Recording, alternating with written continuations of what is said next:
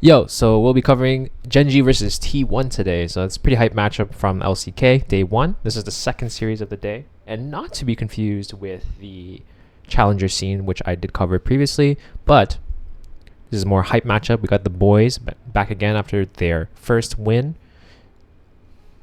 as a 5-stack with this new roster, and Coach Koma is actually back. So really cool to cover this and see how they prioritize in draft, because there's some interesting things here.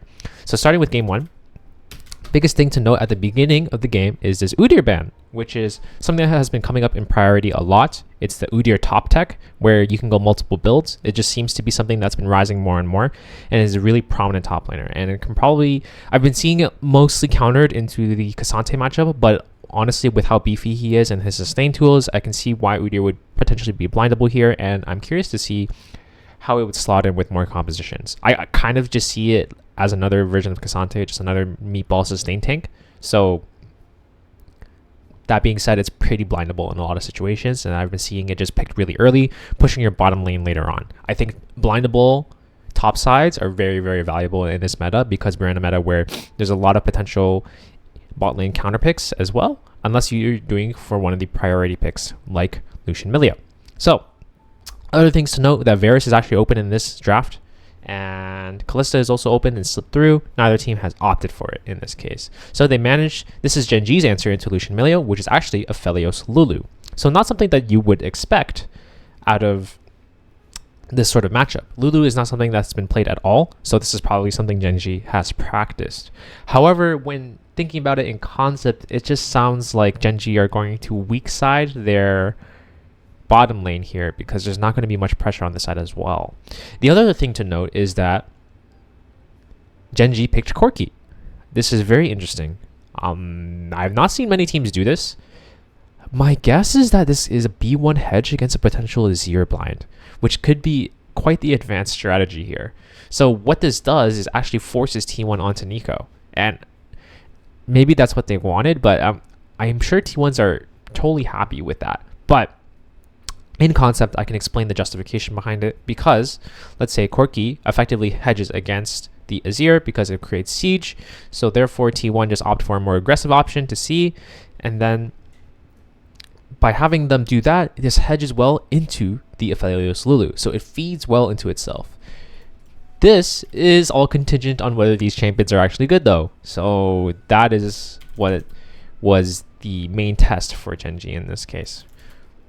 Gen.G choke out junglers, and I mean the whole jungle pool is just choked here. And in phase 2, the Jarmander comes out basically as a way for T1 to diagnose how they're going to win this game, and they just determine that they're going to win by aggressive plays, which is a little risky because they have a Aphelios Lulu, extreme amount of peel, and they're now engaging into Rell.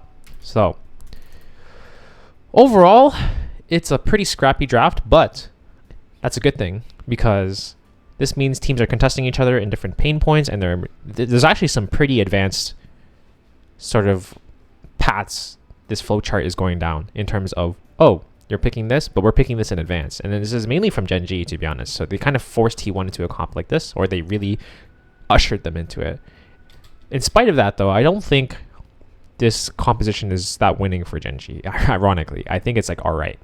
And the reason for this is because they basically, their cost for making T1 pick a comp like this is the fact that they ended up picking some more questionable picks, and they sacked all their winning lanes potentially. Like, from the way I see it, T1 has 3 winning lanes, and Gen.G might have cooked a little bit too hard here in exchange for making T1 play a certain way. Like, I'm sure T1 is okay playing with a composition like this, and I mean, they're fine just like, oh, you want us to win lane? Like, no problem, guys. Like, I'm cool with that.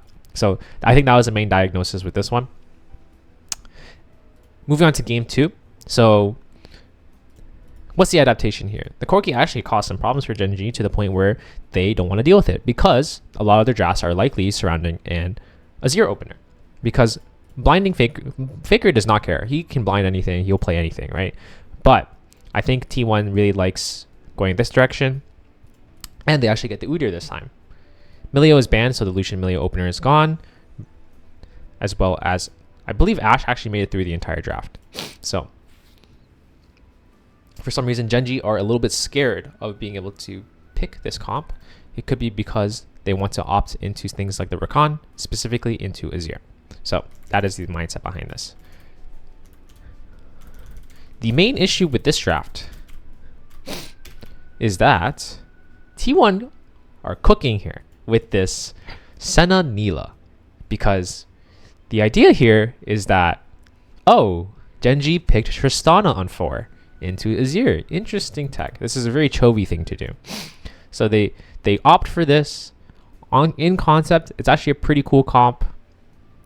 You know, potentially they're playing front to back here, sieging, and then when Gen.G want to go in, quote unquote, then T1 have the tools to stop it.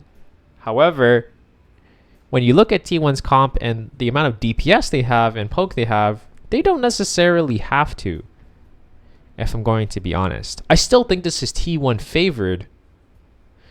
Don't get me wrong, but I'm curious if there were other options that were potentially better here in terms of this. Like, did they not think that they would have benefited from like a Poppy combo? Was Poppy banned? No. So like a Poppy combo instead, and then they could have went for a standard front to back, and they probably could have stat checked them here, right?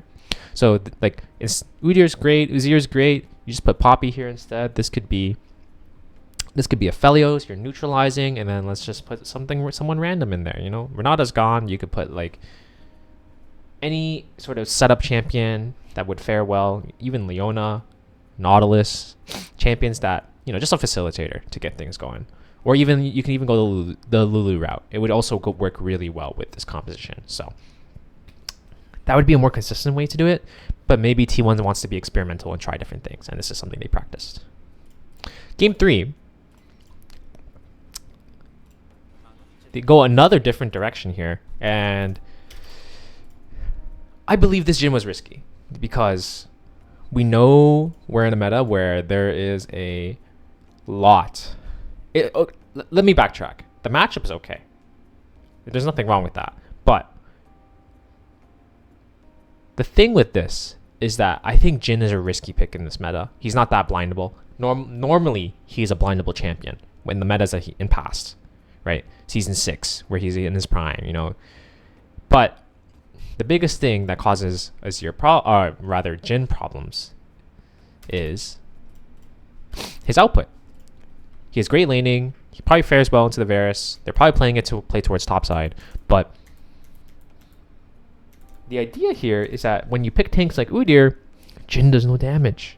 And that's all that tanks are. That's all that top lane is at the moment, pretty much, right? There's going to be some Wizard picks, but most people, when they see a Jhin blind like this, you're going to expose yourself to these things.